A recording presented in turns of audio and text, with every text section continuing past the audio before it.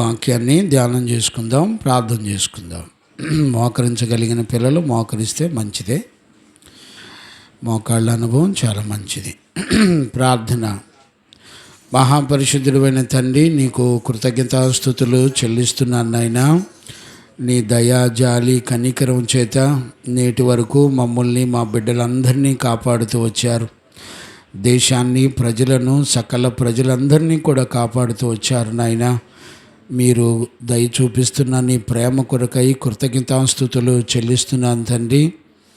ఈ రాత్రి మరొకసారి నీ శక్తి కలిగిన బలమైన స్వరాన్ని వింటూ ఉండగానే ప్రభా, చీకటిలో వెలుగు ప్రకాశించినట్లుగా మా హృదయాంతరంగాలను వెలిగించండి నాయనా. నా బిడ్డలందరినీ నీతిమంతులుగాను, పరిశుద్ధులుగాను, నీ రాకడలో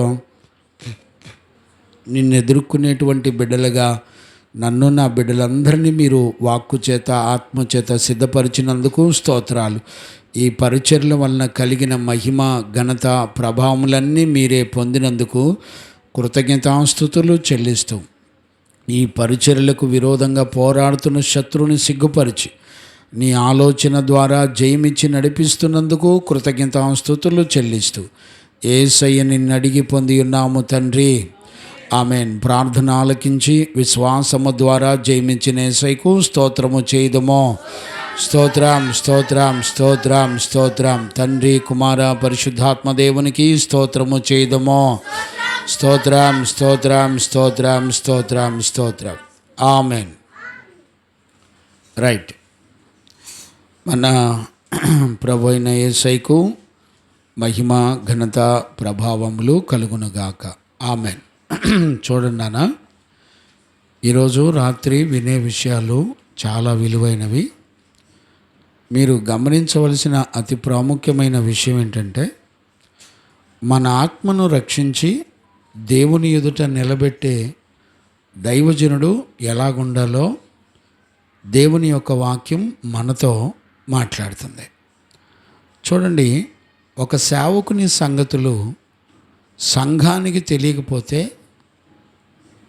మరి మీకు దేవుడిచ్చిన నిత్య రాజ్యాన్ని మనం ఎలా కోల్పోతామో మనం చూడాలి. నీ గుడ్లు పక్కకు చూసినాయా? ఊరుకోను. నా ఇంక చూడు. ప్రశాంత్, నా ఇంక చూడు. ఎలెన్, ఇటు తిరుగు. నా ఇంక చూడు. దెబ్బలు పడతాయి. రైట్. చాలా జ్ఞానంగా లేఖనాలు చాలా జాగ్రత్తగా అర్థం చేసుకోవాలి. దేవుని దృష్టిలో ఒక దైవజనుడు ఎలా ఉండాలో దేవుడు మాట్లాడుతున్నాడు. మొత్తం ఈ 2వ అధ్యాయంలో 1 వచనం నుండి 7 వచనాల్లో 4 అంశాలు ఉన్నాయి. ఈ 4 అంశాలు చిన్నవి కావు. ఇవి గనక నీకు అర్థం కాకపోతే, అలాగే ఈ 4 అంశాలు నీకు అర్థమయ్యి ప్రార్థన చేయాలి. నా సేవకుడు, నాకు ఉపదేశం చేసే దైవజనుడు ఎలాగుండాలి అని నువ్వు నమ్మి ప్రార్థించాలి. మరలా చెప్తున్నాను, గుర్తుపెట్టుకోండి.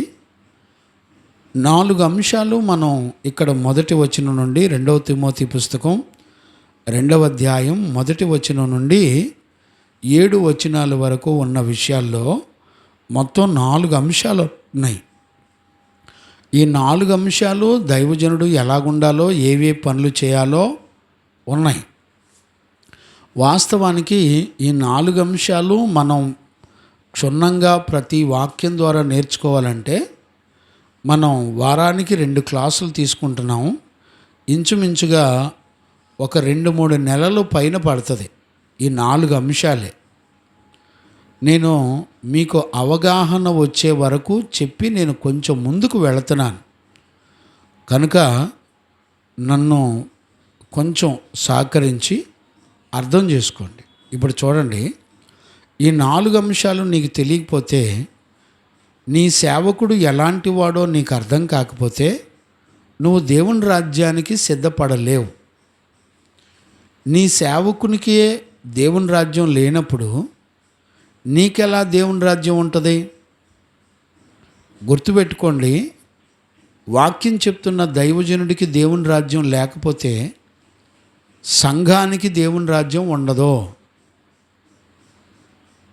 మీకు ఉపదేశం చేసే సేవకుడు ఎలాగుండాలో దేవుని యొక్క వాక్యంలో చాలా స్పష్టంగా పరిశుద్ధుడైన దేవుడు అపోస్తలుడైన పౌలు ద్వారా చెప్పేటువంటి ఈ 4 అంశాలు చాలా విలువైనవి. అంటే ఇంకా చాలా ఉన్నాయి, కానీ ఈ పత్రికలో మనం నేర్చుకునేటువంటి విషయాలు ఈ 4 అంశాలు అతి ప్రాముఖ్యమైనవి. అందుకనే ఈ విషయంలో మనం చాలా జాగ్రత్తగా ఉండాలి. చాలా జాగ్రత్తగా ఉండాలి. కనుక మనం నేర్చుకునే విషయాలు కొంచెం రిపీటెడ్గా ఉన్నట్లుగా అనిపించినా చాలా విలువైనవి అనే సంగతి మీరు గుర్తుపట్టాలి. చదవండి నాన్న, మొదటి వచనం నుండి ఒకసారి నేను జ్ఞాపకం చేస్తాను. 2 తిమోతి పుస్తకం 2వ అధ్యాయం మొదటి నుండి చదువుకుందాం. నా కుమారుడా క్రీస్తు యేసునందున్న కృపచేత. చూడండి, నా కుమారుడా అనే మాట వెనక ఒక పరిశుద్ధుడైన ప్రతిష్ఠితుడైన అపోస్తులకు కుమారుడు కావాలి. ఒక సేవకుడు ఎప్పుడూ కూడా తన పైన ఆత్మీయ తండ్రిని కలిగి ఉండాలి. గత కాలంలో ఈ విషయాలన్నీ చెప్పాను, మరలా చెప్పాలని నాకు ఆలోచన లేదు. మీరు గమనించి అర్థం చేసుకోండి. పైన ఒక తండ్రి ఉండాలి. తండ్రి ఉండాలి.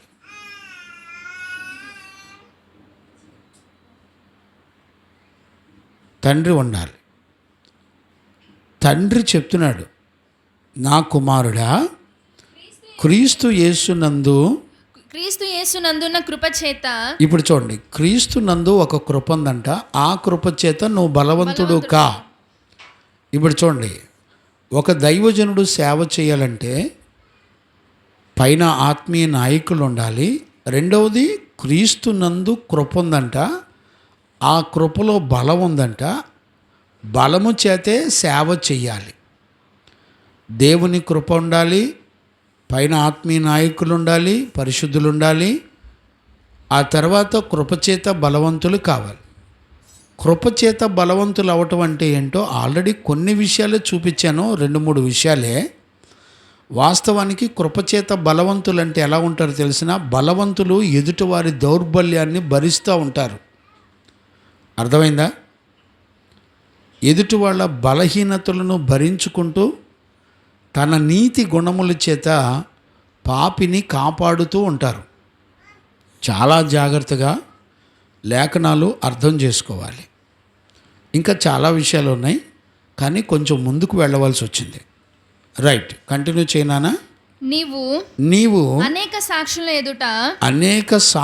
ఎదుట నా వలన వినిన సంగతులను, నా వలన నువ్వే సంగతులు విన్నావో ఆ సంగతులను ఇతరులకును బోధించుటకు. ఇప్పుడు చూడండి, పైన పరిశుద్ధులు ఏ ఆత్మలు రక్షించటానికి ఏ వాక్యం అయితే చెప్పారో అదే ఉపదేశాన్ని కిందన్నటువంటి సేవకులు కూడా చెప్పాలి. అంటే అర్థం ఏంటి? మన పైనున్న అపోస్తుల యొక్క ఉపదేశాలను పరలోకం ఒప్పుకుంది, అంగీకరించి జీవగ్రంథంలో రాపిచ్చింది. అంటే పరిశుద్ధులు అపోస్తులు ప్రకటించిన సువార్తని పరలోకం అంతా అంగీకరించింది. దేవుడు, త్రిత్వమయ్యున్న దేవుడు, పరిశుద్ధులు, దేవదూతలు, భూమండలం మీద ఉన్న సకల పరిశుద్ధులంతా కూడా అంగీకరించారు. అందుకనే జీవగ్రంథంలో అపోస్తులు చేసిన పరిచర్యలన్నీ కూడా రాయించాడు దేవుడు.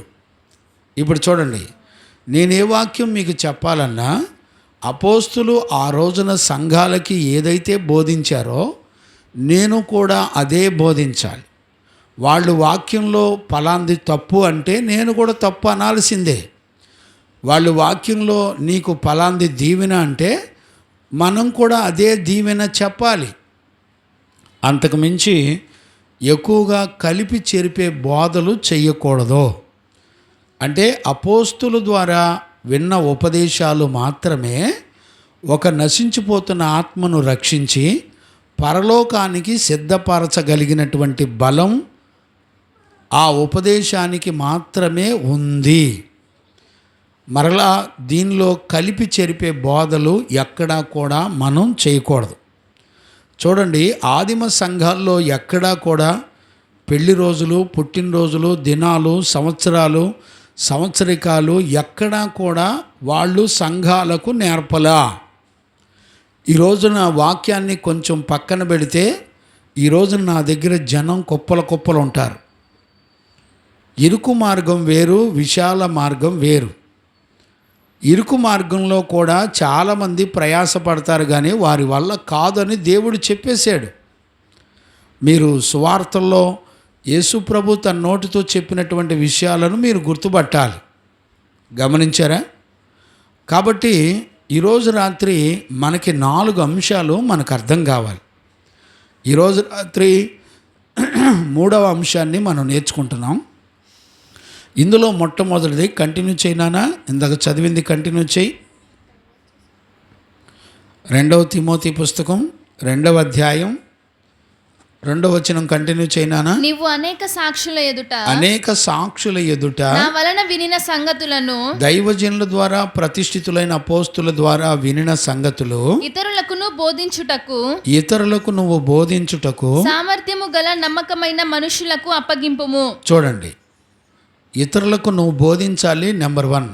రెండవది, సామర్థ్యం కలిగినటువంటి దైవజనులకు ఈ పని బాధ్యత అప్పగించాలి. అంటే దైవజనుడిని కనాలి. మొట్టమొదట సంఘంలో జనాన్ని పోగు చేసుకోవడం కాదు, దైవజనులను కనాలి. గమనించారా? ఒక పరిశుద్ధుడి గర్భాన పరిశుద్ధుడే పుట్టాలి. చూడండి, నా గర్భాన పుట్టిన 2 పిల్లలు సంపూర్ణంగా పరిశుద్ధులు, సేవ చేస్తున్నటువంటి ఆత్మీయ పరిశుద్ధులు పిల్లలు. వాళ్ళు సేవే చెయ్యాలి. నీతిమంతున గర్భాన నీతిమంతులే పుట్టాలి, వేరొక బ్రీడ్ పుట్టకూడదు. గత కాలంలో లాస్ట్ సెక్షన్లో, లాస్ట్ బుధవారంలో మనం చదువుకుంటూ వచ్చాం. దైవజనుడు సైనికుని వలె పోరాడాలి. ఈ పోరాటాలు సంఘం కూడా చెయ్యాలి, దైవజనుడు ఒక్కడే చేయకూడదు. గమనించారా? అపోస్తులలో పోరాటాలు ఉన్నాయి. అదే పోరాటం తిమోతి దైవజనుడు చేయాలి. అదే దైవజనుడు ద్వారా అపోస్తులు ఏది ప్రకటించారో అదే ప్రకటించాలి. ఆ ప్రకటన ద్వారానే మరలా సంఘం కూడా అపోస్తులు దైవజనులు ఎలా పోరాడుతున్నారో మీరు కూడా అలానే పోరాడాలి. ఇప్పుడు నేను వీధిలోకి వెళ్ళి వీధి సువార్త చేస్తున్నాను అనుకోండి, మీరేం చేయాలి? నాతో పాటు మీరు కూడా, నేను వర్షంలో నిలబడితే మీరు కూడా వర్షంలో నిలబడాలి. కార్తీక్, అంతేనా?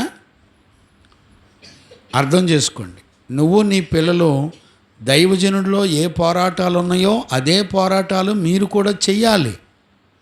ఒకవేళ మీరు పోరాటం చేయకపోతే దేవుని కృప ఇంకా మీకు రాలేదు అని అర్థం. దైవజనుడు కష్టపడుతున్నప్పుడు మీరు కూడా కష్టపడతలేదంటే దైవజనులకు దేవుని కృప ఉంది, ఆ కృప ద్వారా పోరాటం చేస్తారు. అంటే మీరు పోరాటం లేదంటే అర్థం ఏంటి? మీరు పోరాటం లేదు అంటే మీకు దేవుని కృప ఇంకా అనుగ్రహించబడలా. గమనించారా? ఇప్పుడు చూడండి, జాషువా జానడ పొట్ట కోసం 3 సంవత్సరాలు PhD చేయాలంటే చేస్తాడు. దాని వెనక రీజన్ ఏంటి అడగండి. జానడ పొట్టే కారణం. మనందరం కూడా ఉద్యోగాలు చేస్తున్నాం కదా.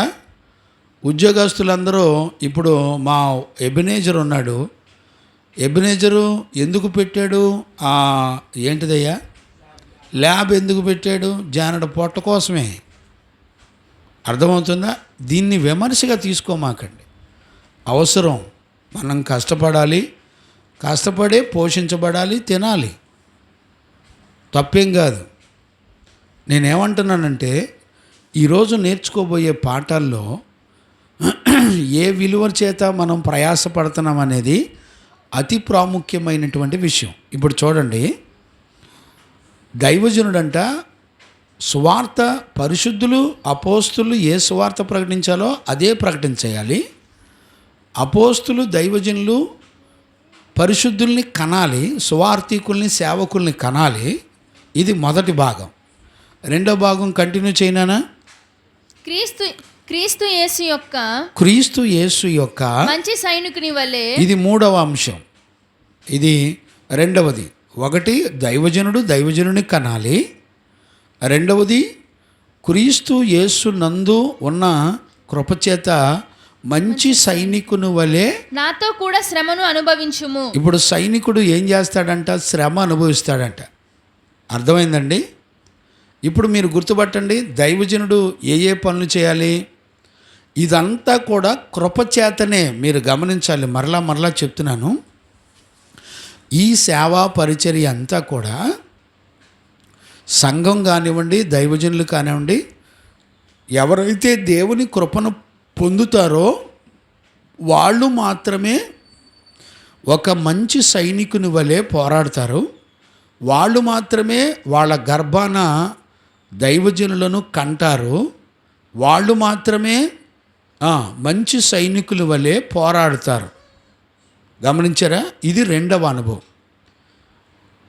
మూడవ అనుభవం కంటిన్యూ చేయనా? సైనికుడు ఎవడును యుద్ధమునకు పోవునప్పుడు. చూడండి, ఇది ఒక యుద్ధం అంట. యుద్ధంలో సైనికుడు. చూడండి, పాస్టర్ ఎక్కడైనా యుద్ధంలో కూర్చొని యుద్ధాలు చేసినట్టు ఎక్కడైనా చూసారా? పాస్టర్లు చేయరు. కానీ దేవుడు ఏ మాదిరిని చూపిస్తున్నాడు చెప్పండి.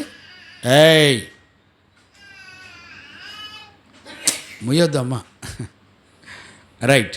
చూడండి, దైవజనుడు ఎక్కడా కూడా సైనికుల్లాగా పోరాడడం, కానీ శరీర సంబంధమైన సైనికుడిని మాదిరి చూపిస్తున్నాడు దేవుడు. ఇప్పుడు ఒక సేవకుడు ఎట్టుండాలని దేవుడు చెప్తున్నాడు? సైనికుల్లాగా ఉండాలి. ఇప్పుడు నేను అడుగుతున్నా మిమ్మల్ని, మీరు ప్రార్థన చేయండి, ప్రభా నా సేవకుల్ని కనాలి. రెండవది సైనికుని వలె పోరాడాలి. మూడవది నా దైవజనులు ఎలాగుండాలని చెప్తుంది. మూడవది కంటిన్యూ చేయనా? సైనికుడు ఎవడును యుద్ధానికి పోవునప్పుడు తన్ను దండులో చేర్చుకునే వాడిని సంతోషపెట్టవలెనని. గమనించారా? సంతోషపెట్టవలెనని. ఈ జీవన వ్యాపారాలలో చిక్కుకొనడు. మరియు మీరు గుర్తుపట్టండి నాన్న, సైనికునికి 3 రకాల శ్రమలు ఉన్నాయి. ఒకటి, శ్రమపడే అనుభవం ఉండాలి. రెండవది, ఈ జీవన సంబంధమైన వాటిలో చిక్కుకోకుండా ఉండాలి. మూడవది, తన దండులో చేర్చుకున్న యేసయ్యని సంతోషపెట్టేవాడిగా బతకాలి. వాస్తవానికి ఈ 3 విషయాలు కూడా విడదీ చెప్పాలి మీకు. చూద్దాం, ప్రభువు గనుక నడిపింపిస్తే ఖచ్చితంగా. అంటే కొంచెం ఇంట్రడక్షన్ చెప్పాను నేను లాస్ట్ సెక్షన్లో. 3 విడదీయాలి. శ్రమపడడం అంటే కొంచెం చెప్పాను నాకు తెలిసి. ఈ జీవన సంబంధమైన వాటిలో చిక్కుకోకూడదు. జీవన సంబంధమైనది అంటే నీ శరీర సంబంధమైన లైఫ్ స్పానల్ అంతా అని అర్థం. ఇప్పుడు గమనించండి, సైనికుడైనా ఒక దైవజనుడిని కనాలన్నా ఇదంతా కూడా మీ జీవితంలో లైఫ్ స్పానల్కి సంబంధించిన షెడ్యూల్. మరలా చెప్తున్నాను, అర్థం చేసుకోండి. మీరు బ్రతికేది ఎందుకంటే, ఒకటి పరిశుద్ధుల్ని కంటానికి, రెండవది దైవ సేవ దేనికంటే పరిశుద్ధుల్ని కంటానికి, రెండవది ఒక సైనికుని వలె శ్రమ పడాలి. ఒక సైనికుని కనుక జీవన సంబంధమైన వ్యాపారంలో చిక్కకుండా ఎలా బ్రతుకుతాడో అలా బతకాలి. ఒక సైనికుడు తన యజమానుణ్ణి, ఉద్యోగంలో పెట్టుకున్న యజమానుణ్ణి, తన కమాండర్ని సంతోషపెట్టేవాడిగా ఉండాలి. 3 అంశాలు గమనించారా? ఈరోజు మనం 4వ అంశాన్ని నేర్చుకుంటున్నాం. చూడండి, 4వ అంశాన్ని కంటిన్యూ చేయనా? మరియు జట్టి అయిన వాడు. ఇప్పుడు గమనించండి, జట్టి అయిన వాడు పోరాటం చేసినప్పుడు నియమ ప్రకారము పోరాడకుంటే. ఇప్పుడు చూడండి, జట్టి అయిన వాడు అనే పదానికి అర్థం తెలుసుకోవాలి. కంటిన్యూ చేయనా? జట్టి అయిన వాడు పోరాడునప్పుడు. ఇప్పుడు చూడండి, రెండవ అంశం ఏంటి? పోరాటం. నియమ ప్రకారము పోరాడకుంటే. మూడవది ఏంటి? నియమం. వానికి కిరీటము దొరకదు. నాలుగవది ఏంటి? కిరీటం. 3 పనులు చేస్తే కిరీటం దొరుకుతుంది. గమనించారా? దీని వెనక చూడండి, ఒక దైవజనుడు గురించి దేవుని ఆత్మ బోధించే ప్లాన్ చూసారా ఎప్పుడైనా? ఎలెన్, ఒక ప్లాన్ చూసారా ఎప్పుడైనా? మీ మదిలోకి ఈ ప్లాన్ను తీసుకోండి, రిసీవ్ చేసుకోండి. ఇప్పుడు నేను అడుగుతున్నా, ఈ ప్లాన్ ప్రకారం నీకు బోధించే సేవకుడు ఉండాలని దేవుడు చెప్తే, ఈ రోజున ఈ పదాలు నువ్వు దైవజనుడు కొరకు ప్రార్థన చేసేటప్పుడు, నా సేవకుడు ఇలా ఉండాలని ప్రార్థన చేశారు ఎవరన్నా? ఒకసారి చేతులు ఎత్తండి, మీ దివ్యమైన ముఖములు చూసేదను. అంటే అర్థం ఏంటి? మీకు దైవజనుడు ఎట్టున్నా పర్వాలా, గుడ్డోడో మెల్లోడో అంతేనా? సురేషయ్య గారు, రాయప్ప గారు అంతేనా? చూసారా, రాయప్ప గారు వాక్యం టయానికి వచ్చేసారు. వాక్యం అంటే ఎంత శ్రద్ధో, వాక్యం కొరకు వచ్చారండి. అవునా? దేవునికి మహిమ కలుగునుగాక. Praise the Lord. ఎలా దెబ్బలు పడతాయి నాన్న, ఒక కర్ర తీసుకొచ్చి నాకు ఇక్కడ పెట్టండి. పిల్లలు ఎక్కువయ్యారు. రైట్. ఇప్పుడు జ్ఞానంగా అర్థం చేసుకోండి. ఒక దైవజనుడు నీకు ఎలాగ ఉండాలి చూడండి. ఒక దైవజనుడు ద్వారా నీకేం జరుగుతుందో తెలుసా? అసలు నిన్ను దైవజనుడు దేవుని ఎదుట నిన్ను పరిశుద్ధపరిచి నీతిమంతుడిగా నిలబెట్టాలంట. అలాంటి వాడి గురించి దేవుడు ఏమని చెప్తున్నాడంటే, అయ్యా అతను మేము ఏ వాక్యం అయితే చెప్పామో ఆ వాక్యం ద్వారా అదే వాక్యాన్ని సువార్త ప్రకటించి మొట్టమొదట శిష్యులను కనాలి. రెండవది, ఒక మంచి సైనికుని వలె పోరాడాలి.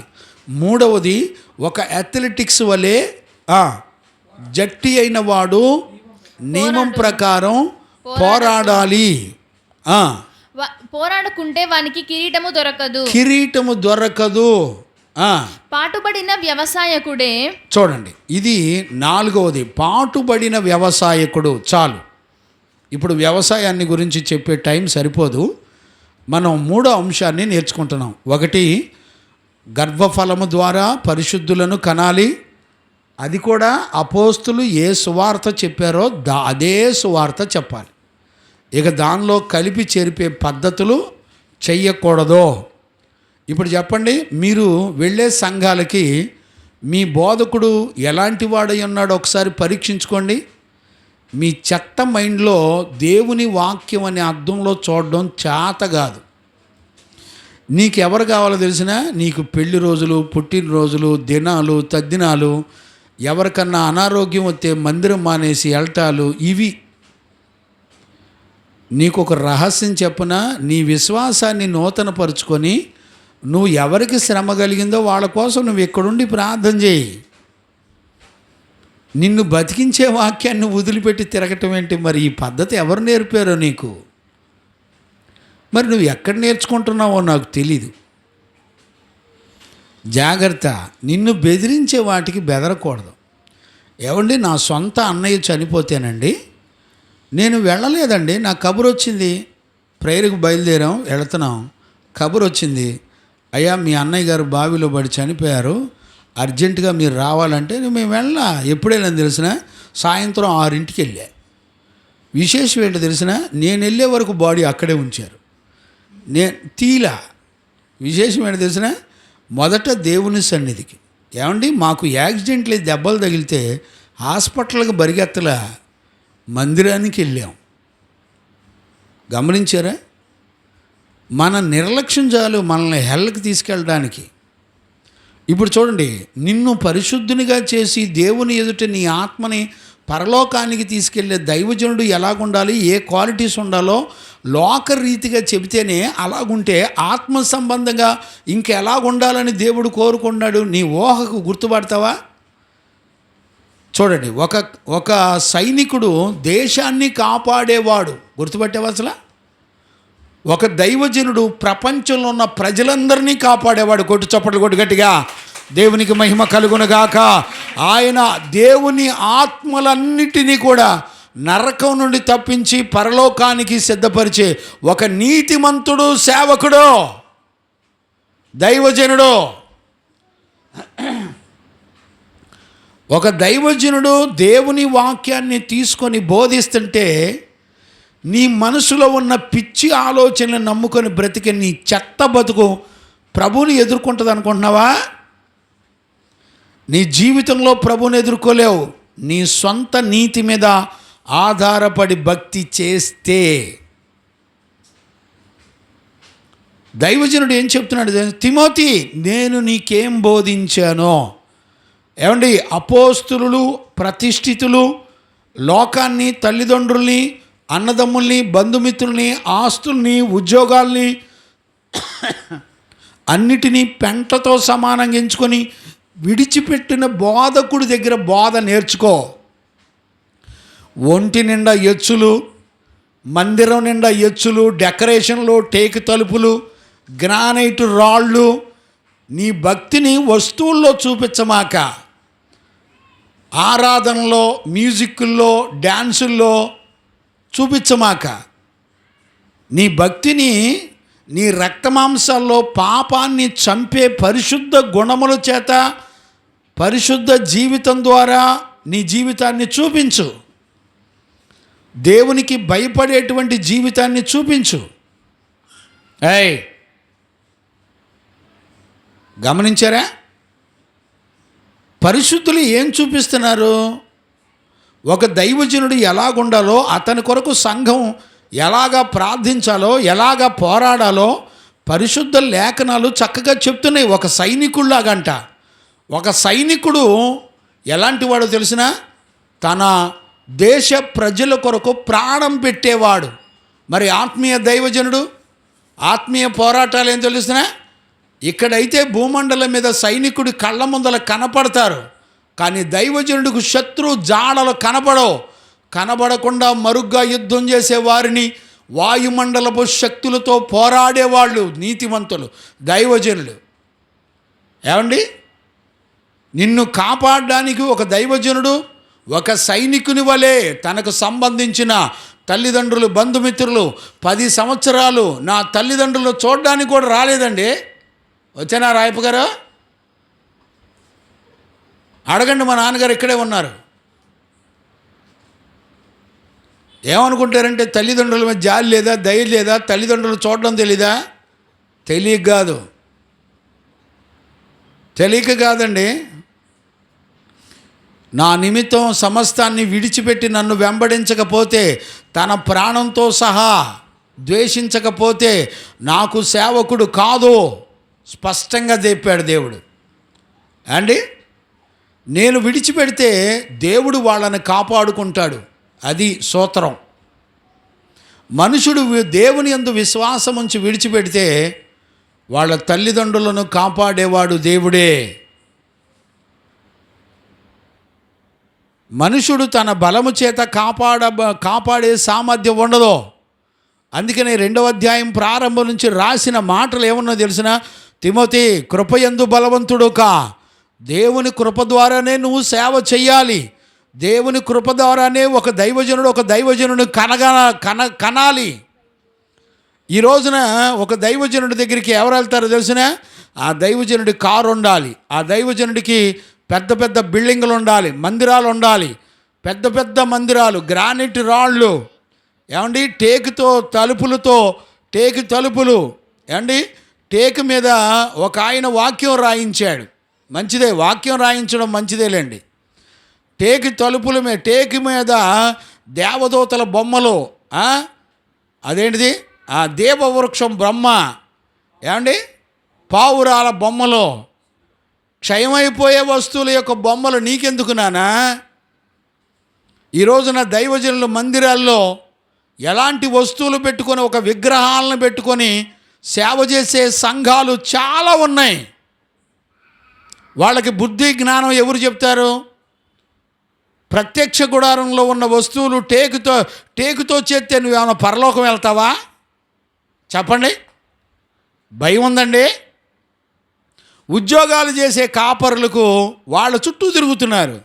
2 యజమానులకు దాసుడుగా ఉండడని దేవుడు చెప్పినా కూడా గుడ్డి మంద వెంబడించినట్టు వెంబడించే వాళ్ళు చాలామంది ఉన్నారు.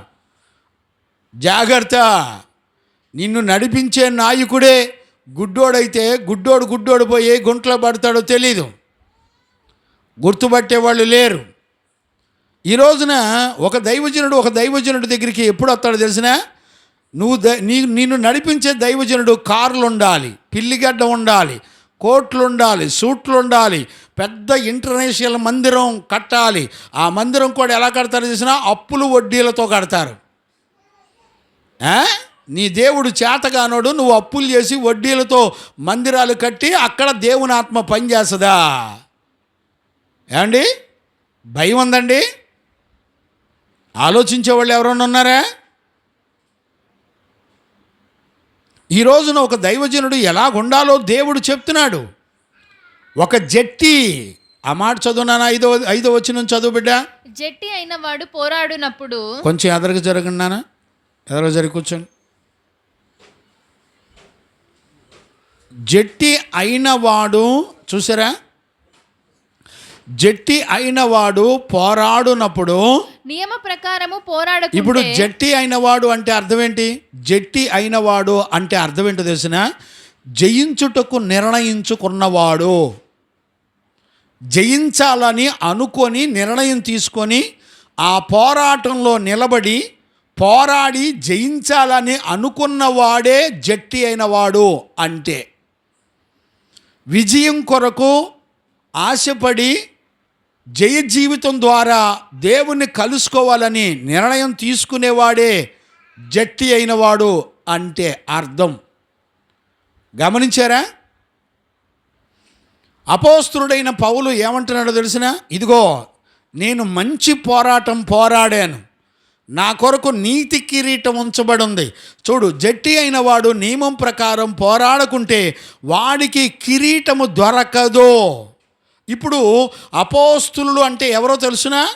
వాళ్ళు బ్రతికుండగానే దేవుని చేత సాక్ష్యం పొంది జీవగ్రంథంలో వాళ్ళు జీవ కిరీటాన్ని పొందినటువంటి వారిలో ఒకని పేరే అపోస్తులుడైన పౌలు. చప్పట్లు కొట్టు గట్టిగా, దేవునికి మహిమ కలుగునుగాక. నీ పైన ఒక నాయకుడు ఎవరై ఉండాలో తెలుసునా? జట్టిలో పోరాడి గెలిచిన వాడై ఉండాలి. వారినే అపోస్తులు అంటారు. మరి నీకు వాక్యం చెప్పిన దైవజనుడు, నిన్ను నడిపించిన దైవజనుడు జట్టి అయిన వాడేనా? నియమం ప్రకారం పోరాడి జయించిన వాడేనా? పోరాటం అందరూ చేస్తారు, కానీ నియమం ప్రకారంగా పోరాడే వాళ్ళు ఉండరు. అడ్డదారుల్లో పెళ్లి రోజులు, పుట్టినరోజులు, దినాలు, తద్దినాలు, సంవత్సరికాలు, జ్ఞాపకార్థాలు, మనుషులు కల్పించిన పండగలు, ఆచారాలు చేస్తూ నువ్వు అక్రమమైన సేవలు చేసి ఎన్ని వందల ఆత్మలను సంపాదించినా అవన్నీ ప్రభు యొక్క రాకడలో ఎత్తబడవో. నువ్వు ఒక రోజున సిగ్గుపడతావు, జాగ్రత్త. జట్టి అయి ఉండాలా, నియమం ప్రకారం పోరాడాలా, అది కూడా బహుమతిని సంపాదించుకోవడానికి పోరాడాలా. అలాంటి పోరాటాలు చేసిన వాళ్ళు ఎవరో తెలుసునా? జీవగ్రంథం ఎవరికి సాక్ష్యం ఇచ్చిందో తెలుసునా? అపోస్తులకు. బైబిల్ చదువు, బుద్ధి జ్ఞానం ఉంటే వాక్యాన్ని పరీక్షించుకో. నువ్వు ఎవరి దగ్గరికి వెళ్ళి వింటున్నావు? సండే ఎక్కడా నువ్వు ఉపదేశాన్ని వినేది? ప్రతిష్ఠితులైనటువంటి వాళ్ళు, నియమం ప్రకారం పోరాడేవాళ్ళు, ఎన్నిక చేయబడిన వాళ్ళు, విజయం కొరకై వాళ్ళ జీవితాన్ని త్యాగం చేసిన వాళ్ళు, పోరాడేవాళ్ళు, దేవుడు ఏ నియమం ప్రకారం సువార్త ప్రకటించమన్నాడో ఆ నియమం ప్రకారమే సువార్త ప్రకటించి అనేక ఆత్మల్ని రక్షించేవాళ్ళు. వాళ్ళు సువార్త సేవ అంటే నీ మనసుకు తోచిన ఏంటి పిచ్చి పిచ్చి పద్ధతుల ద్వారా ఎన్నిక చేయబడి సేవ చేస్తే నువ్వు నీ సేవ మొత్తం గుడ్డిదైపోయి పాతాళానికి అప్పగించబడే భయానకమైన పరిస్థితులు వస్తాయి. జాగ్రత్త. ఒక దైవజనుడు ఎలాగుండాలో లేఖనాల్లో జీవమగల దేవుడు చూపిస్తున్నాడు. కొంతమంది ఉంటారు ఫారెన్ ఫండ్స్, విశ్వాసము కానిదేదో అది పాపం, విశ్వాసము ద్వారానే సేవ చెయ్యాలి, అడుక్కొని సేవ చేయకూడదు. గమనించారా? ఈ రోజుల్లో దేవుని లేఖనాలను నమ్మేవాళ్ళు లేరు. గొర్రె కసాయోని నమ్మినట్టు కసాయోడి దగ్గరికి కసాయి ప్రజలంతా ఏ గూటి పక్షుల గూటికి చేరతా ఉంటారు. జాగ్రత్త. ఈ రోజున ఒక చక్కటి క్రమాన్ని జీవగ్రంథంలో అపోస్తులు ఏ విషయాల కొరకు ప్రార్థన చేస్తున్నారో, ఎలాంటి వారిని కంటున్నారో, ఎలాంటి వాడు దైవజనుడుగా తయారవ్వాలో, వాడికి ఎలాంటి గుణాలు ఉండాలో స్పష్టంగా దేవుని యొక్క లేఖనాలు చెబుతున్నాయి. గమనించారా? దైవజనుడు ఇల్లు కొరకు, వాకిలు కొరకు, కుటుంబాల కొరకు, తల్లిదండ్రుల కొరకు యేసుక్రీస్తు నామంలో చెప్తున్నాను, నేను దేవుడు సంఘంలో ఇచ్చిన ప్రతి రూపాయిని పరిశుద్ధులు ఒక ఆత్మ రక్షించబడ్డానికే వాడాను తప్ప కనీసం ఎవరు చదువులకి కానీ ఎలాంటి అవసరాలకు కానీ నేను వాడలేదు. దేవుని ఎదుట చెప్తున్నాను నేను. కొంతమంది మినిస్ట్రీస్లు ఉన్నాయి, పెద్ద పెద్ద మినిస్ట్రీస్. వాళ్ళు సంఘంలో అనేక మంది పిల్లల్ని చేర్చుకొని వాళ్ళకి ఉద్యోగాలు వచ్చే వరకు చదివించి, వాళ్ళు ఉద్యోగాలు చేసి ఫారెన్ వెళ్ళిన తర్వాత వాళ్ళ డబ్బులతో కానుకలతో సేవ చేసే పాస్టర్లు చాలామంది ఉన్నారు. లోక జ్ఞానాన్ని ఎరిగిన వాళ్ళు దేవుని నీతిని ఎరగరని దేవుని యొక్క వాక్యం చెప్తుంది. లోకము తన జ్ఞానము చేత క్రీస్తుని ఎరగదు. మొదటి కొరింథీ పత్రిక మొదటి అధ్యాయం 20-21 వచనాల్లో ఉన్నాయి, చదువుకోండి. తర్వాత లోకము తన జ్ఞానము చేత క్రీస్తుని ఎరగదు. ఈ సృష్టి లేకపోతే ఏం చదువులు చదువుకుంటారు చెప్పండి? మీరు చదవాలంటే సృష్టి కావాలి. సృష్టికర్తను నువ్వు ఆరాధించాలి. జ్ఞానం యేసుక్రీస్తునందుంది. బుద్ధి జ్ఞాన సర్వసంపదలు యేసుక్రీస్తునందున్నాయి. యెహోవా ధర్మశాస్త్రమునందు దీవారాత్రులు ధ్యానించువాడు ధన్యుడన్నాడు. కానీ బీటెక్లు ఎంటెక్లు చదివినోడు, సైంటిస్టులు చదివినోళ్ళు వాళ్ళు ధన్యులని దేవుని వాక్యములో ఎక్కడా చెప్పబడలా. నమ్మేవాళ్ళు లేరు. దేవుని మహాకృప. సంఘాల్లో 7-8 తరగతుల కంటే ఎక్కువ చదవద్దని ఖచ్చితంగా చెప్తున్నాను. నా మాట విన్న పిల్లలు ఖచ్చితంగా నీతిమంతులు అవుతారు, ఏం సందేహం లేదు. నీతిమంతుల మాట విననోళ్ళ సంగతులు ఒకరోజు తీర్పు వస్తుంది. ఆ రోజున ఆ తీర్పు నుండి ఏ మనుషుడు తప్పించుకోలేరు. గమనించారండి? ఎక్కడైనా పరిశుద్ధ జీవ గ్రంథంలో మీరు ఇన్ని మాటలు రాయించిన దేవుడు మీరెళ్ళి కష్టపడి చదువుకొని మంచి ఉద్యోగాలు చేయండి ఎక్కడైనా ఒక చిన్న వచనం రాశారండి? నీ బాల్యదినంలోనే నీ సృష్టికర్తను స్మరణకు తెచ్చుకో. బాల్యదినము నుండి పరిశుద్ధ లేఖనముల యందు నీ బిడ్డలను ప్రభు యొక్క శిక్షలోను బోధలోను పెంచండి. చదువుకోండి, తప్పులేదు. 5-6 తరగతులు తెలుగు, ఇంగ్లీష్ కొన్ని పదాలు నేర్చుకోండి. లేదంటే లాంగ్వేజ్లు నేర్చుకోండి. హిందీ, తమిళ్, ఎన్ని భాషలు ఉన్నాయి నేర్చుకోండి, పర్వాలేదు. ఆ భాషలన్నిటిలో వాక్యం చదవడానికి, బోధించడానికి ఉపయోగపడుతుంది. దైవజ్ఞానం సంపాదించుకోండి. దేవునికి మహిమ కలుగునుగాక. ఇప్పుడు ఇన్ని విషయాలు ఎవరికి చెప్తున్నాడు? తిమోతికి చెప్తున్నాడు. తిమోతి బాల్యదినం నుండి విశ్వాసంలో ఎదిగినవాడు. తిమోతి విశ్వాసాన్ని గురించి అపోస్తులుడైన పౌలు సాక్ష్యం ఇచ్చాడు. నేను అడుగుతున్నాను, మీ గురించి దైవజనుడిగా నేను సాక్ష్యం ఇవ్వగలనండి? వీళ్ళు నమ్మకస్తులు, వీళ్ళు యథార్థపరులు, వీళ్ళు దేవుని వాక్యం విని దాని ప్రకారం విశ్వసించి నమ్మి బ్రతికే పిల్లలని ఒక దైవజనుడిగా నీ కొరకు సాక్ష్యం నేను చెప్పగలనండి? ఎన్ని లేఖనాలు వినండి. మీకు నచ్చిన బోధలకు అలవాటు పడి వెళ్ళటమే తప్ప దేవుని యొక్క సంగతుల్లోకి ఇటు ఎదురుకొచ్చాయమ్మా, ఎదురుకొచ్చి దేవుని సంగతులు గ్రహించే వాళ్ళు ఎవరూ లేరు. దేవునికి మహిమ కలుగునుగాక. Praise the lord. గుర్తుపట్టారా నాన్న? ఈరోజు రాత్రి దేవుని యొక్క వాక్యాన్ని వింటున్న దేవుని పిల్లలారా, ఒక దైవజనుని ఎలా తయారు చేస్తున్నాడో, ఏ క్రమశిక్షణలో ఒక దైవజనుని కనాలో లేఖనాలు ఎంత స్పష్టంగా చెప్తున్నా కూడా నమ్మేవాళ్ళు లేరు. బైబిల్ ట్రైనింగ్లు అంట. బైబిల్ కాలేజీలో ట్రైనింగ్లు ఎక్కడ నేర్చుకున్నారు? జీవగ్రంథంలో ఎక్కడ చెప్పబడలేదే. బైబిల్ కాలేజీలో కూలికి బోధిస్తారు. వాళ్ళు కూలికి బోధించేవాడి దగ్గర నువ్వు విశ్వాసాన్ని ఏం నేర్చుకుంటావు? తెలుసుకునేవాళ్ళు లేరు, గ్రహించేవాళ్ళు లేరు. దేవునికి మహిమ కలుగునుగాక. Praise the Lord. ఇప్పుడు చూడండి, జట్టి అయిన వాడు, మళ్ళీ ఆ వచనాన్ని చదువునానా? జట్టి అయిన వాడు పోరాడునప్పుడు, జట్టి అయిన వాడు పోరాడాలి. జట్టి అవ్వడం అంటే అర్థం ఏంటి?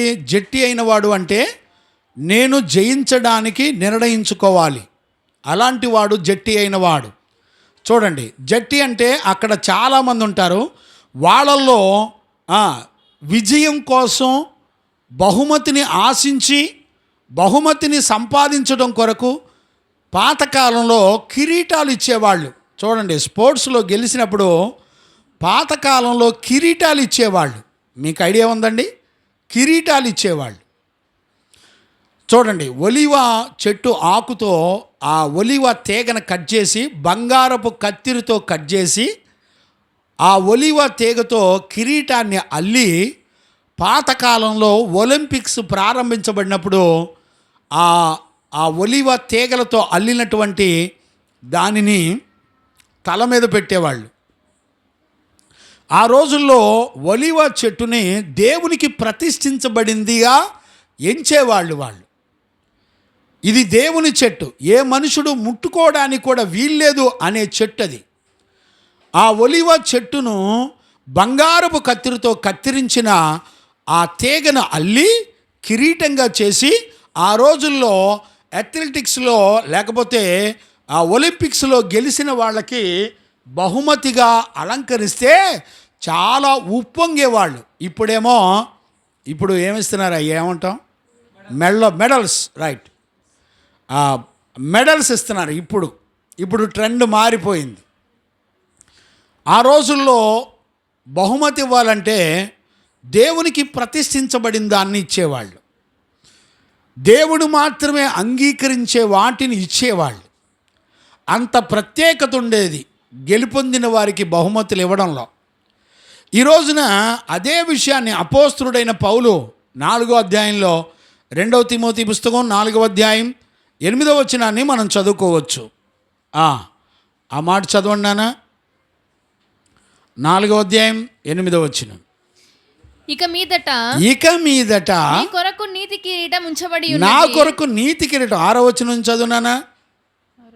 నేనిప్పుడే పానార్పణముగా పోయబడుచున్నాను. చూడండి, పానార్పణముగా పోయబడ్డాను అంటే జట్టి అయి నిలబడ్డాడట. దేని కొరకు? తన ప్రాణాన్ని కూడా నష్టపరుచుకొని దేని కొరకు? బహుమతిని సంపాదించడం కొరకు. దేవునికి మహిమ కలుగునుగాక. Praise the Lord. గుర్తుపట్టారండి? బహుమతిని సంపాదించడం కొరకు కష్టపడ్డానికి అప్పగించుకున్నాడంట అపోస్తలుడైన పౌలు. కొనసాగించు. నేను వెడలిపోయేటువంటి కాలము సమీపించింది. మంచి పోరాటము పోరాడి నేను మంచి పోరాటాన్ని పోరాడాను. నా పరుగు కడ ముట్టించి తిని. చూసారా ఏం పోరాడాడంట? మంచి పోరాడు. చూడండి, మంచి సైనికుని వలె మంచి పోరాటాన్ని పోరాడిన వాళ్ళు ఎవరో తెలుసునా? అపోస్తులు, ప్రతిష్ఠితులు. గమనించారా? విశ్వాసము కాపాడుకోండి. ఇప్పుడు చూడండి, మంచి పోరాటం. ఇప్పుడు చూడండి, పౌలు తిమోతికి చెప్పేటప్పుడు ప్రతి భాషలో చూడండి, 1వ వచనం నుంచి 7వ వచనం వరకు ఎక్కడ చూసినా మంచి పోరాటము పోరాటము పోరాటము అనే పదాలే ఉన్నాయి. చూసారా? ఎవరిని సిద్ధపరచాలి? ఒక ప్రతిష్ఠితుడైన అపోస్తులుడి దగ్గర శిష్యుడిగా తయారవ్వాలి, శిష్యుడిగా పుట్టాలి. గమనించారా? అంతేగాని గొర్రెనే కనాలి, కానీ గొర్రె మేకను కనకూడదు, బ్రీడు మారకూడదు. అర్థమైందండి? దేవునికి మహిమ కలుగునుగాక. జట్టి అయిన వాడు పోరాడునప్పుడు నియమ ప్రకారము పోరాడకుంటే. గమనించండి, ఎలా ఉండాలంట? పోరాడేవాడు నియమం ఉండాలి, హద్దులు ఉండాలి. గమనించారా? నియమం ప్రకారమే పోరాడాలి. నీ ఇష్టం వచ్చినట్టు తిండి తిని. చూడండి, ఒక అథ్లెటిక్ లేకపోతే ఒలింపిక్స్లో గోల్డ్ మెడల్ సంపాదించడానికి పరుగు పందానికి దగ్గర దగ్గర 2-3 సంవత్సరాలు సిద్ధపడమే 2-3 సంవత్సరాలు పట్టిందండి. ఎంత తేలిగేసుకున్నా 3 సంవత్సరాలు ముందుగా ట్రైనింగ్ అవుతారు. ఎక్కడికి? ఒలింపిక్స్లో సెలెక్ట్ అవ్వటానికి ముందర సెలక్షన్లకే వాడి కష్టం ఎన్ని రోజులు ఉంటుందో తెలిసిన 3-4 సంవత్సరాలు ఉంటుందండి. 3-4 సంవత్సరాలు ఎలా ఉంటారో తెలిసిన మనకలా ఫోన్ పట్టుకొని ఇటు చూస్తా కూర్చోరు. వాళ్ళు 3-4 సంవత్సరాలు వాళ్ళ సమయమంతా వాళ్ళ గైడు, వాళ్ళ కోచ్ ఏది చెబితే అది చేస్తాడు. ఎన్ని గంటలు పడుకోమంటే అన్ని గంటలే పడుకుంటాడు. వెంటనే తెల్లవారుజామున 3 గంటల కాడ నుంచి 4 గంటల కాడ నుంచి లెగవమంటే లెగవాలి, లెగిసి ప్రాక్టీస్ చేయమంటే చేయాలి. ఎన్ని గంటలు ప్రాక్టీస్ చేయాలంటే అన్ని గంటలు ప్రాక్టీస్ చేయాలి. చూడండి, దీనినే నియమం అంటారు. నువ్వు ఎక్కడికి వెళ్ళమంటే అక్కడికి వెళ్ళాలి. ఏమండి, దేవుడు చెప్పాడు. నువ్వు తిండిబోతులు చదవండి. 1 కొరింథీ పత్రిక 5వ అధ్యాయం 11వ వచనం చదవండి. 10-11 చదవండి. 2 వచనాలు చదవండి. నియమం అంటే ఈ లోకపు జారులతోనైనను లోబులతోనైనను చూడండి, ఈ లోకంలో జారులు ఉన్నారా? జారులు అంటే ఏంటి? జారత్వం అంటే వివాహం కాకుండా చేసే పాపమే జారత్వం అంటారు. ఈ లోకంలో జారులైనను లోబులతో ఏంటి? లోబి అంటే ఏంటి? పిసనారోడు, దేవునికి ఇవ్వాల్సిన సొమ్ము ఇవ్వడం. ఏమండి, పిసనారితనం. సరే, ఆ మాటకు అర్థాలు చాలా ఉంటాయి, మీకు ఆల్రెడీ తెలుసు. నేను అక్కడ ఆగాల్సిన అవసరం లేదు. కంటిన్యూ చేయనా? దోచుకుని వారితోనైనను. ఇప్పుడు చూడండి, దోచుకునే వాళ్ళు అంటే అర్థం ఏంటి? నిన్ను నమ్మించి మోసం చేసి నీ కలిగిన వాటిని ఆశపడి దోచుకుంటారు. అర్థమైందండి? నీకు దేవుడు చెప్పని పెళ్లి రోజు చేసి నీ దగ్గర శుభ్రం బిర్యానీలు, దమ్ బిర్యానీలు తిని శుభ్రంగా ఏం చేస్తాడు తెలిసిన? శుభ్రంగా నీ కానుకలన్నీ సప్పరెత్తా ఉంటాడు. నీకు సిగ్గు సీము నెత్తురు ఉండదుగా. నీ ఆనందం ఏంటి? దేవుని వాక్యాన్ని నమ్ముతావు, ప్రార్థనకి వెళ్తావు, దేవుని సన్నిధికి వెళ్తావు, దేవుని వాక్యాన్నే వింటావు, ప్రార్థన కూడా వెళ్తావు. కానీ నీకు నియమం అక్కర్లా. దేవుడు ఏమన్నాడు తెలిసిన? అసలు పిసనారోడుతోనైనను జారులతోనైనను దోచుకునే వాళ్ళతోనైనను విగ్రహారాధికులతోనైనను. చూసారా? దేవుని కంటే నీ భార్యను ఎక్కువ ప్రేమించిన, దేవుని కంటే నీ పిల్లల్ని ఎక్కువ ప్రేమించిన, దేవుని కంటే నీ భర్తను ఎక్కువ ప్రేమించిన, దేవుని కంటే నీ ఉద్యోగాన్ని ఎక్కువ ప్రేమించిన. పాపం మా కృపారాజు ఉన్నాడుగా, పాపం ఉద్యోగం వచ్చిన దాకా ఏడిచాడు, ప్రార్థన చేశాడు, పాస్ అవ్వాలి అన్నాడు, పాస్ అయ్యాడు. దేవుని కృపను బట్టి ప్రార్థన చేశాం, ముక్కాడు, మూలిగాడు, పాస్ అయ్యాడు. కొద్దో గొప్ప కథ మంచి మార్కులు కూడా వచ్చినాయి. యేసు రక్తమే జయం అని ఎగిరాడు, ఆనందపడ్డాడు. అయ్యగారు ఉద్యోగం అన్నాడు. గారెలకి బొక్కబెట్టి గారెలు వండండి అన్నాడు. గారెలు వండా, గారెలు తిన్నాడు, పోయాడు, ఉద్యోగానికి వెళ్ళాడు. ఇక చూడండి, అయ్యగారు 5 ఉద్యోగం అయిపోద్ది, 5-5:30 కల్లా సాయంత్రం కోట ఉంటే వచ్చి పడిపోతా అన్నాడు. ఏడా? మందిరంలో. ఉద్యోగం వచ్చింది మొదలుకొని ఆదివారం తప్ప మిగతా రోజులు వస్తే ఒట్టు పత్తాలేడు. ఇప్పుడు మా జాషువాకు వచ్చిన తిప్పలం. ఇప్పుడు రేపు భవిష్యత్తులో ఉపవాస ప్రార్థన ఉందంటే, అయ్యగారు మా పిహెచ్డి ప్రొఫెసర్స్ ఎవరయ్యా ఏమంటారు? గైడు ఒప్పుకోడు అయ్యగారు. అవునా నాన్న? మరి దేవుడు ఎలా ఒప్పుకుంటాడు కొడుకా? దేవుడు ప్రేమ కలిగిన వాడు, ప్రేమ కలిగి దయాళుడు అంటాడు. నేనేమంటానంటే, ఈరోజు దేవుడు వాక్యం ద్వారా నీతో మాట్లాడతాం. దేవుడు నీ బతుకును కాపాడటానికి మాట్లాడతాడు. అయ్యా, ఆయన ఈరోజు నీతో మాట్లాడుతున్నాడంటే నీలో తప్పును, పొరపాటుని దిద్ది పరిశుద్ధపరుస్తాడు. దేవునికి మహిమ కలుగునుగాక. ఏమండి, దేవుడు దిగొచ్చి తన పరిశుద్ధుల్లో నుండి నీతో మాట్లాడుతుంటే నీకే కొవ్వు అడ్డం? ఏ రకమైన కొవ్వు అడ్డం? మా ఎబినేజరు ఏంటిదయ్యా అది, మీ ల్యాబ్ కట్టేసి వస్తుంటే వాళ్ళమ్మ అసలు దేహం అంతా పట్ట పట్ట పట్ట పట్ట నరాలు పగిలిపోయి ఉయ్యాలూగుతుంది పాపం. ఏంటి ప్రతి వారం వెళ్ళాలా? మరి ఆడకెళ్ళాలో మరి. నీ ఆత్మను రక్షించుకోవడానికి నీ కలిగినవన్నీ పెంటతో సమానంగా ఎంచుకోవాలండి. దేవునికి మహిమ కలుగునుగాక. Praise the Lord. ఇప్పుడు నా మధ్యకు వచ్చిన పిల్లలు 2 ఉన్నారు. ఇప్పుడు వచ్చారు కదా లేటుగా.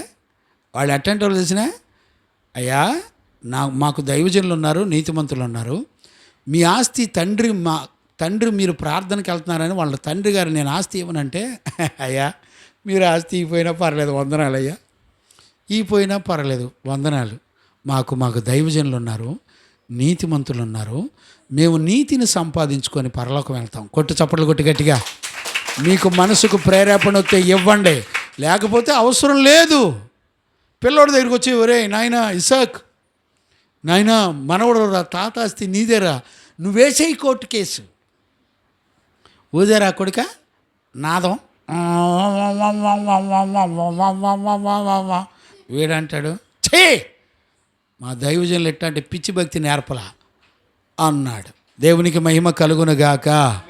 ఏమండి, దేవుని స్వరం, దేవుని యొక్క వాక్యం ఒక బిడ్డని ఎలా కంటుందో చూడండి. ఒక కుటుంబాన్ని ఎలాంటి విశ్వాసంతో కంటుందో. నేనేమంటాను తెలిసిన, మీకు నమ్మటం చేత అయితే చప్పట్లు కొట్టు గట్టిగా. దేవునికి సమస్తం సాధ్యమే. ఏమండి, ఇంత పెద్ద ప్రపంచాన్ని దేవుడు అన్ని జనులకి, దుష్టుడికి, మంచోడికి అన్నం పెట్టి పోషించే దేవుడు ఆయన ఎంత విశ్వాసం ఉంచి నీకు నీ పిల్లలకి జాడ పట్టక అన్నం పెట్టలేడండి.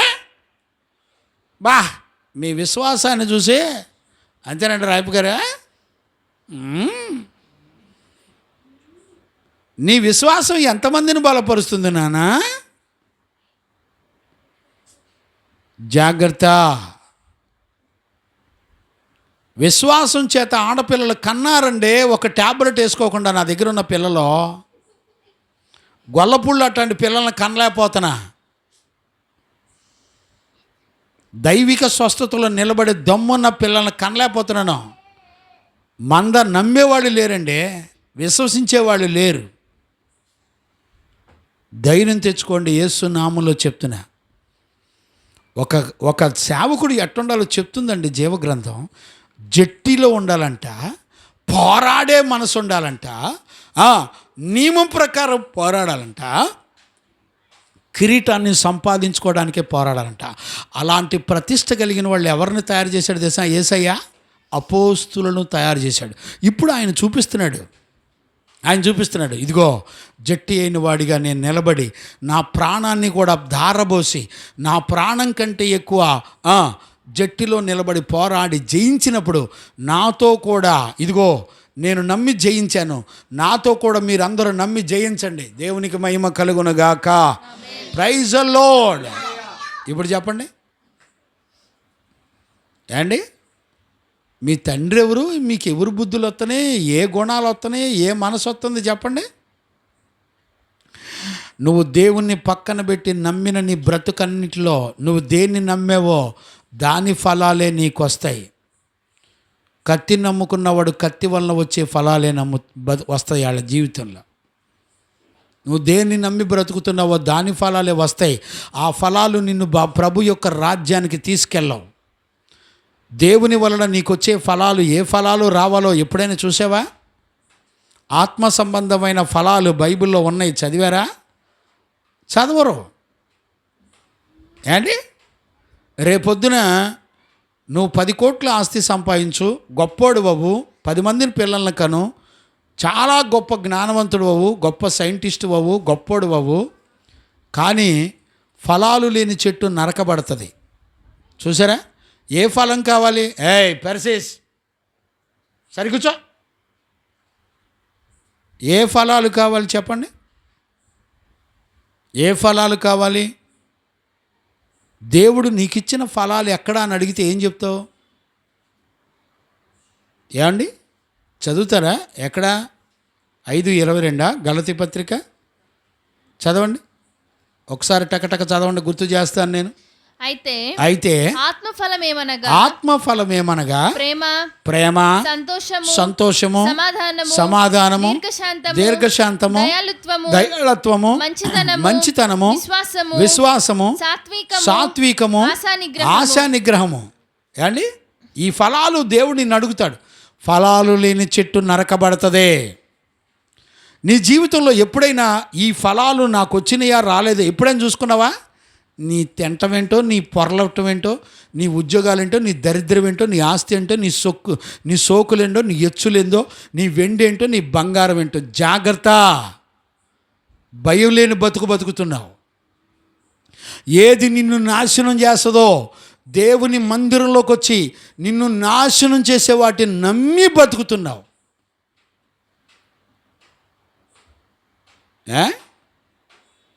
నీ నిర్ణయం వెనక వాక్యం ఆధారం ఉందండి. నీ ఆలోచన వెనక వాక్యం ఆధారం ఉందా? నీ ఎచ్చుల వెనక వాక్యం ఆధారం ఉందా? నీ ఆస్తి వెనక వాక్యం ఆధారం ఉందా? నీ బ్రతుకు వెనక వాక్యం ఆధారం ఉందా? నీ క్రియల్లో వాక్యం ఆధారం ఉందా? ఎవరి కోసం బ్రతుకుతున్నావు? నేను ఒక నిజం చెప్పనా, మీరెవరూ రాకపోయినా గోడలకైనా చెప్పుకొని చచ్చిపోతా, ఏం పర్వాలేదు, నాకు నష్టమేమీ లేదు. ఈ గోడలు, ఇటుకరాళ్ళు, రాడ్లు వచ్చి రేపు తీర్పు రోజున అయ్యా చెప్పాడయ్యా నా పక్షంగా సాక్ష్యం ఇస్తాయి. ఈ రోజున గడిచిపోతుందని భ్రమపడుతున్నారా? తీర్పులోకి వస్తారు, జాగ్రత్త. అందుకని దైవజనుడు ఎట్టుండాలో చెప్తున్నాడు. నీకు వాక్యం బోధించే సేవకుడు ఎలాగుండాలో చెప్తున్నాడండి. చూసావు ఎప్పుడన్నా లేఖనాల్లో? నీకు బోధించే ప్రతిష్ఠితులైన అపోస్తులు దగ్గర ఎదిగిన సేవకుడేనా నీకు వాక్యం చెప్పేవాడు? మనుషులను సంతోషపెట్టేవాడా? ఎఫెసీ పత్రిక 2వ అధ్యాయం 20వ వచనం చూడండి. నేను 1వ అధ్యాయం 20వ వచనం, నేను మనుషులను సంతోషపెట్టుకోరువాడునైతే, ఆ మాట ఎక్కడ చూడండి, నేను దేవునికి దాసుడు కాకపోదును. జట్టి అయిన వాడు ఎట్టుంటాడో చూడండి, నియమం ప్రకారం పోరాడేవాడు ఎట్టుంటాడో చూడండి. దొరకలేదా మాట? చూడండి, పోనీ గలతీనా? గలతీ 1:22, 1:18-19. నేను మనుషులను సంతోషపెట్టువాడనైతే, ఆ మాట ఉంటుంది చూడండి అయ్యా. ఒకటి, నేను మనుషుల దయను సంపాదించుకొన జూచుచున్నానా? నేను మనుషుల దయ సంపాదించుకొన జూచుచున్నానా? దేవుని దయను సంపాదించుకొన జూచున్నానా? నేను మనుషులను సంతోషపెట్టగోరుచున్నానా? నేను ఇప్పటికిని మనుషులను మనుషులను సంతోషపెట్టువాడనైతే క్రీస్తు దాసుడను కాకపోదును. చూసారా? కాకయే పోవుదును. చూసారా?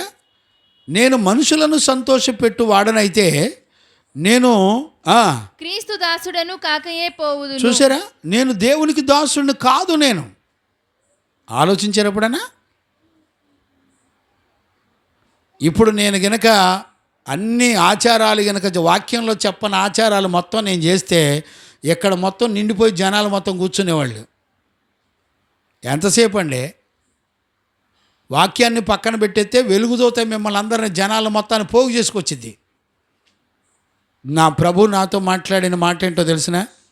ఇదిగో కుమారుడా, నీ కొరకు గింజలను ఇస్తానన్నాను కదా, పొట్టు నీకెందుకు, నేను గింజలను తీసుకొచ్చి నీ మందిరంలో చేరుస్తున్నాను, సంతోషించన్నాడు దేవుడు.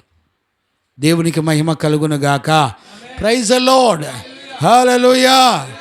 ఇప్పుడు ఆత్మఫలాలు లేకుండా నువ్వు ఏం పోరాడి ఎక్కడికి వెళ్తావు? ఫలాలు లేని ప్రతి చెట్టు నరకబడిపోద్ది. ఇంకేంటి నువ్వు చేసే పని? దేవునికి మహిమ కలుగునుగాక. Praise the Lord. చూడండి నాన్న, చదవండి. ఈ నియమం ప్రకారం పోరాటం అంటే ఏంటో చూడండి. లేఖనాల్లో చూడండి నాన్న. మత్తయి సువార్త 10వ అధ్యాయం 38 చదవండి. మత్తయి సువార్త 10వ అధ్యాయం 38 చూడండి. తన సిలువను ఎత్తుకొని తన సిలువను ఎత్తుకొని నన్ను వెంబడింపని వాడు ఆ, నాకు పాత్రుడు కాడు. నాకు పాత్రుడు కాడు. తన ప్రాణము దక్కించుకొనువాడు ఆ, దాన్ని పోగొట్టుకొనును దానిని గాని పోగొట్టుకున్నాడు గాని నా నిమిత్తము తన ప్రాణము పోగొట్టుకొనువాడు ఆ, దాన్ని దక్కించుకొను. ఆ, మిమ్మును చేర్చుకొనువాడు చూడండి, తన్ను తాను ఉపేక్షించుకోవాలి, తన్ను తాను నష్టపరుచుకోవాలి, తన్ను తాను దేవుడు కోరుకున్న జీవితం చేయడానికి అప్పగించుకోవాలి, తన్ను తాను ఉపేక్షించుకోవాలి. ఏమండి? చూడండి నాన్న 16:24 కూడా చూడండి, మత్తయి సువార్తలో 16వ అధ్యాయం 24 వచనం కూడా చూడండి. అప్పుడు ఆ, యేసు తన శిష్యులను చూచి ఎవడైనను నన్ను వెంబడింప గోరిన ఎడల తన్ను తాను ఉపేక్షించుకొని చూడు, తన్ను తాను ఉపేక్షించుకొని తన సిలువనెత్తుకొని ఇప్పుడు యేసయ్యకు కలిగినటువంటి సిలువ శ్రమలను ఎన్నిక చేసుకొని నన్ను వెంబడింపవలెను. గమనించారా? తన్ను తాను ఉపేక్షించుకోవాలి, తన సిలువనెత్తుకోవాలి. అలాంటి వాడండి సేవకుడు అంటే. ఏమండి? నువ్వు ఒక దైవజనుడు ఇచ్చినటువంటి డబ్బులన్నీ పోగు చేసుకొని, ఏమండి, నీకు కానుకలు ఇచ్చినోడేమో పేదోడు చిరిగిన చొక్కా వేసుకొని పూరి గుడిసెలోనే ఉంటున్నాడు. పాస్టర్లేమో ఈ రోజున గ్రానైట్ రాళ్లతో ఇళ్ళు కట్టుకొని టేకు తలుపులతో ఏసీలు మెయింటైన్ చేస్తూ బ్రతుకుతున్నారండి. ఏమండి, బ్రతకటం తప్పని నేను అంటలా. పేదోడు నీకు ఇచ్చిన డబ్బు నువ్వు టేకు తలుపులు చేయించుకోవడానికి కాదు నాన్న, నశించిపోతున్న ఆత్మలను రక్షించడానికి ఖర్చు పెట్టు. నీ సంఘంలో పేదోడు ఉంటే ఆడికి ఒక 50,000 అప్పు ఉంటే, 1,00,000 రూపాయలు అప్పు ఉంటే అప్పు తీర్చు. ఆదిమ సంఘం వాళ్ళకొచ్చిన కానుకలు మొత్తం గుడారాలు వేసుకొని గుడారాల్లో ఉంటూ ఒక ఇంట్లో ప్రార్థన కూటం పెట్టి, ఏ ఇంటి వాళ్ళు మా ఇంట్లో స్థలం ఉందయ్యా ప్రార్థన పెట్టుకోండి అని ఎవరైనా ఆ స్థలం ఇస్తే ఆ స్థలంలో కూటం పెట్టుకొని అక్కడ ఆత్మలను రక్షించి అక్కడికి వచ్చిన బిడ్డలందరికీ ఆ డబ్బులన్నీ పంచిపెట్టారు. వాళ్ళ లేమి దరిద్రతలో వాళ్ళని ఆదుకున్నారు. ఏమండి, ఈ రోజున పాస్టర్లో పిల్లలు ఇచ్చిన డబ్బులతోనండి రాజమండ్రి ఏంటిదే ఏం పాస్టర్ అయ్యా, జాన్ వెస్లీ పిల్లలు ఇచ్చిన కానుకలన్నీ తీసుకెళ్ళి జేవిఆర్ హాస్పిటల్, ఏమండి హాస్పిటల్ పెట్టడం తప్పని నేను అన్నా, పెట్టుకోండి. కోట్ల ఆత్మలు అప్పుల బాధల్లో చచ్చిపోతున్నారండి. నీ సంఘానికి వచ్చే 10,000 మందిలో అప్పుల బాధలో ఎంతమంది ఉన్నారండి? చేతులు ఎత్తమంటే ఎంతమంది ఎత్తుతారు చెప్పండి? వాళ్ళని పిలిచి ఆ అప్పులన్నీ కట్టి వాళ్ళ అప్పులు కట్లు తెంచితే వాళ్ళలో కుటుంబంలో ఒకడు ప్రతిష్టకు సమర్పించుకొని దేవునికి అప్పగించుకొని సేవ చేయడండి. పరిశుద్ధుల్ని కనరండే. నీకొక్కడికే డబ్బులు ఇచ్చాడని నీ పేరు ప్రఖ్యాతుల కోసం పెద్ద పెద్ద హాస్పిటళ్ళు కట్టి ప్రజలను పాస్టర్లకి ఫ్రీ. దేవునికి తెలీదు తన సేవకుడిని కాపాడుకోవడం, దేవునికి తెలీదు. బయలుదేరారు భక్తులు. చాలామందికి బోధలు నచ్చవు, నచ్చితే అంత నచ్చపోతే అంత. ఆదిమ అపోస్తులు సంఘాలకు ఏం నేర్పారు పాస్టర్ గారు, సురేషయ్య గారు? అపోస్తుల కార్యాలు 4వ అధ్యాయం 30 నుంచి 38 వరకు చదువుకోండి. తర్వాత టైం లేదులేండి, నా టైం అయిపోయింది. చదువుకోండి. తర్వాత వాళ్ళు అక్కరగా ఉన్న వాళ్ళందరికీ పంచిపెట్టారు. ఏమంటే ఒక ప్రతిష్ఠితుడైన అపోస్తుల దగ్గర దైవజనుడు ఎదిగితేనండి, ఆ దైవజనుడు తెలుస్తే ఈ దేవుడు నేర్పిన కట్టడలో, దేవుడు నేర్పిన నియమాలు ఆ దైవజనుడు తెలుస్తే ఆ దైవజనుడు పెంచుతాడు ఒక ఆత్మని ఎలా పెంచాలో. వీళ్ళు ఎక్కడ పడితే అక్కడ బైబిల్ కాలేజీలు ట్రైనింగ్లు అయ్యి డాక్టర్లు బిషప్లు ఏంటి అయ్యారో సర్టిఫికెట్లు తీసుకొని నన్ను చూడు నా సోకు చూడు అంతేనండి. జాగ్రత్త. ఒక దైవజనుడు ఎలాంటి సేవ చేయాలో, ఏ సేవకుడుగా నియమించబడి సేవ చేయాలో చూడండి. లేఖనాల్లో చూసేవాళ్ళు ఎవరు లేరు, నమ్మేవాళ్ళు అంతకన్నా లేరు. కాబట్టి నా సమయం అయిపోయింది కనుక పిల్లలరా, ఈరోజు రాత్రి వాక్యం వింటున్న దేవుని పిల్లరా, ఈరోజు తిమోతి పత్రికలో ఎంత చక్కటి నడకను చూపిస్తున్నాడో చూడండి. పౌలు ఒక అప్రతిష్ఠితుడైన పౌలు ఎవరిని సిద్ధపరుస్తున్నాడో చూడండి. చిన్నప్పటి నుంచి బాల్యదినం నుంచి వాక్యమందు ఎదిగినటువంటి వాడిని సేవకుడిగా చేసి అతని గర్భంలో నుంచి సేవకుల్ని కలమని చెప్తున్నాడు. అతని గర్భంలో నుంచి 4 తరాలకు కావలసినటువంటి పరిశుద్ధుల్ని కని సేవ చేయమని చెప్తున్నాడు. మేము మీకే బోధ నేర్పామో అదే బోధ మీరు ప్రకటించండి అని నేర్పుతున్నాడండి. వాక్యాలు చూసేవాళ్ళు ఎవరు లేరు. ఈ రోజున మీ బిడ్డల్ని సేవకిచ్చేవాళ్ళు ఉన్నారండి. ఎవడో సేవకిస్తే చూసి ఆనందపడేవాళ్ళు ఉన్నారు. నీ పిల్లలు మాత్రం నీ జేబులో పెట్టుకొని పెంచు. నువ్వు కష్టపడిన ఆస్తి అంట నీ పిల్లలకి పంచిపెట్టు. పనికి మాలిన సంత. బుద్ధి జ్ఞానం ఎవరికన్నా ఉందండి? దేవుని ఎదుట సాక్ష్యం ఇస్తున్నాను. ఓబయ్య అంటున్నాడు, ఎబెనేజర్ అంటున్నాడు, అయ్యా నా పిల్లోడు చదివినా చదవకపోయినా అక్కర్లేదు, జీవగ్రంథం చదివే వరకు తెలుగు నేర్చుకొని నా బిడ్డ సేవకుడు అవ్వాలి, ఇంతకు మించి నాకు అక్కర్లేదు, దాని కొరకు నా ప్రాణమైన దారం వస్తాను. అంటే పిచ్చెక్కినోడా? తెలివి లేదండి, చదువుకున్నాడు కదా, జ్ఞానం లేదు. ఒక ల్యాబ్ టెక్నీషియన్ అప్పగించుకుంటున్నాడు. ఒక తల్లిదండ్రులు అంటారు, మాకేమొద్దయ్యా ఒక్కడే కొడుకు, తీసుకెళ్ళి పరిశుద్ధుని చెయ్యి, నీతిమంతులుగా చెయ్యి, చాలు, మాకు అవసరం లేదు. భూమండలం మీద నా గర్భఫలం నీతిమంతులు కనాలి, నీతిమంతులు పుట్టాలి కోరుకుంటున్నారండి.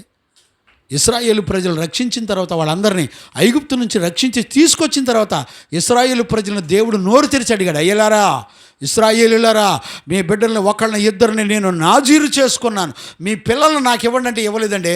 పిల్లల్ని తీసుకెళ్ళండి, అన్య దేవతలకు బలులు ఇచ్చారు, అన్య దేవతలకి నరికి బలులు ఇచ్చారండి. దేవుని పిల్లలు ఈ రోజున క్రైస్తవులు కూడా దేవుని పిల్లల్ని భూ సంబంధమైన జ్ఞానంలో గొప్పోడిని చేయడానికి కష్టపడుతున్నారు.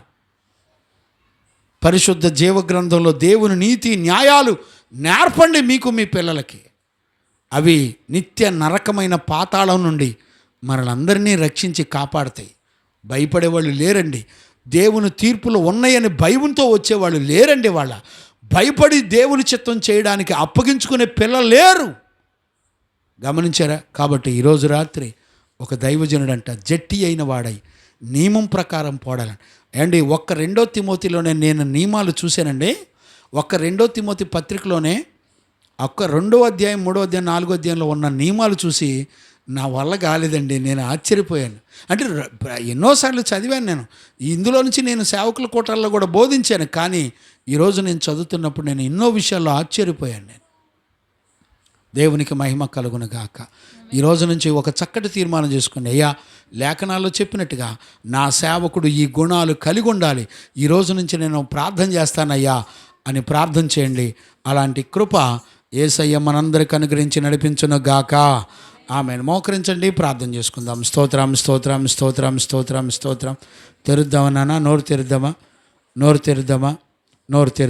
చేద్దాం, ప్రార్థన చేద్దాం. మహాపరిశుద్ధుడైన తండ్రి, నోరారా మాట్లాడండి ప్రభా. ఒక దైవజనుడు నన్ను సిద్ధపరిచి పరలోకానికి తీసుకెళ్లే దైవజనుడు ఎలాగుండాలో నీ లేఖనాల్లో రాయించావు నాయన. పౌలు తిమోతి ద్వారా నాయన, పౌలు తిమోతికి బోధిస్తూ ఒక సేవకుడు ఎలాగుండాలో జట్టి అయిన వాడిగా, ఒక దైవజనుడు అపోస్తులు ప్రకటించిన సువార్త కాకుండా వేరొక సువార్త ప్రకటించకూడదు. వాళ్ళు ప్రకటించిన సువార్త ద్వారా పరిశుద్ధులను గొర్రెనే కనాలి. అలా కన్న తర్వాత ఒక సైనికుని వలె పోరాడాలంట. జట్టి అయిన వాడి వలె అథ్లెటిక్స్లో, ఒక ఒలింపిక్స్లో మరి బహుమతిని, కిరీటాన్ని సంపాదించుకునేవాడు ఎలా కష్టపడి పోరాడతాడో అలా పోరాడాలని దేవుని యొక్క వాక్యం చెప్తుంది. బిడ్లరా, ఈ రోజున నిన్ను నడిపించే నాయకుడు, సేవకుడు ఎలాగుండాలి? వాళ్ళ పైన ఒక పరిశుద్ధులు దైవజనులు ఉన్నారా? దెయ్యం పట్టిందా నీకు?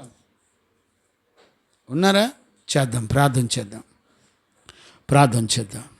మహాపరిశుద్ధుడైన తండ్రి, నీకు స్తోత్రాలు నాయనా. నీ సన్నిధిలో నీ సత్యవాక్యము ద్వారా నీ బిడ్డలతో నాతో మీరు మాట్లాడుతూ వచ్చినందుకు కృతజ్ఞతాస్తుతులు చెల్లిస్తున్నాను నాయనా. నా బిడ్డలందరూ ఒక దైవజనుడు ఎలాగుండాలో గుర్తుపట్టి నన్ను నడిపించే నా సేవకుడు కూడా ప్రభా ఈ వాక్యాలను బట్టి, ఈ వాక్యంలో ఉన్న ప్రకారంగా నా సేవకుడు ఉండాలని ప్రార్థించడానికి కృప దయచేసి మమ్మల్ని అందరినీ బలపరిచినందుకు కృతజ్ఞతాస్తుతులు చెల్లిస్తూ యేసయ్య నిన్ను అడిగి పొంది నాము తండ్రి, ఆమేన్. ప్రార్థన ఆలకించి కృపనిచ్చి విశ్వాసము ద్వారా నడిపించిన యేసయ్యకు స్తోత్రము చేయుదుమో. స్తోత్రం స్తోత్రం స్తోత్రం స్తోత్రం స్తోత్రం. తండ్రి కుమార పరిశుద్ధాత్మ దేవునికి స్తోత్రము చేయుదుమో. స్తోత్రం స్తోత్రం స్తోత్రం స్తోత్రం స్తోత్రం స్తోత్రం. ఆమేన్. మన తండ్రి అయిన దేవుని నుండి మన ప్రభు అయిన యేసుక్రీస్తు నుండి పరిశుద్ధాత్మని యొక్క అన్యోన్య సహవాసము సన్నిధి సమాధానము విశ్వసించిన బిడ్డలకును సకల పరిశుద్ధులకును యేసయ్య కృపా సమాధానములు తోడయుండి నడిపించునుగాక. ఆమేన్. హల్లెలూయా హల్లెలూయా హల్లెలూయా. అందరికీ వందనాలు. Praise the lord.